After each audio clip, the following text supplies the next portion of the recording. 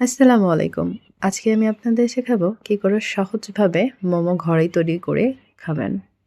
১ম এ কিছু মাংসকে আমি কিমা করে নিয়ে তার ভেতরে গাজর কুচি করে দিয়েছি এবং বাঁধাকপিগুলোকে কুচি করে মাংসের মধ্যে দিয়ে দিয়েছি। তারপরে কিছু কাঁচামরিচ এবং পেঁয়াজ, রসুন সবকিছু মিশিয়ে তারপর এটার মধ্যে একটু পেঁয়াজের পাতা এবং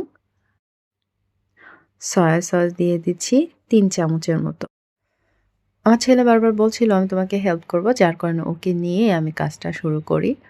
তো সয়া সস দেওয়ার পরে এখানে দিয়ে দিয়েছি চিলি ফ্লেক্স।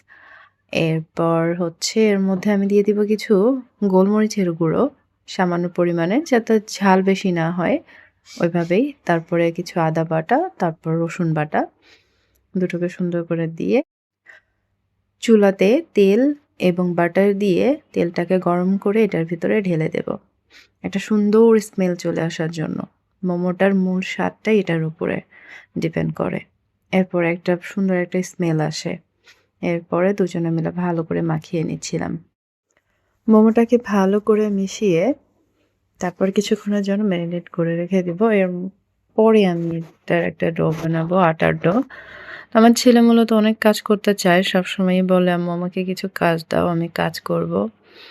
তো আমি এখন কি কাজ দেব খুঁজে পাচ্ছিলাম না। সে আমার কাছে বারবার আসছিল। যার কারণে তাকে নিয়েই আমার কাজ করা হচ্ছে।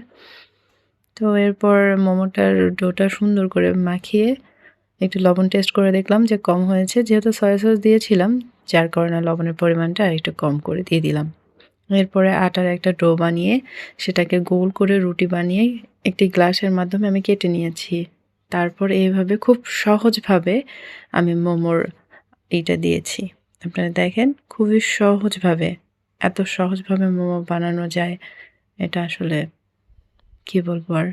তো আপনারা এভাবে ঘরে ট্রাই করে দেখতে পারেন। মোমোটা খেতে ভীষণ মজা এবং আশা করি যারা ট্রাই করবেন আমাকে জানাবেন যে আমরা ট্রাই করেছি। মোমোটা খেতে সত্যিই অনেক মজা লেগেছে আমার কাছে এবং সবাই বলেছে অনেক মজা। এই মোমোটা যদিও আমার বিজনেসের জন্য বানানো হয়েছিল, হোমমেড এর জন্য আমি এগুলোকে ফ্রোজিং করে রেখে দিয়েছিলাম। অর্ডার করা মাত্র সেগুলোকে আমি পৌঁছে দেব। এই কারণে তো যারা খেয়েছে আলহামদুলিল্লাহ সবাই ভালো বলেছে। আপনারাও বাসায় ট্রাই করে দেখবেন। ইনশাআল্লাহ ভালো লাগবে। দোয়া করবেন আমার জন্য। ধন্যবাদ।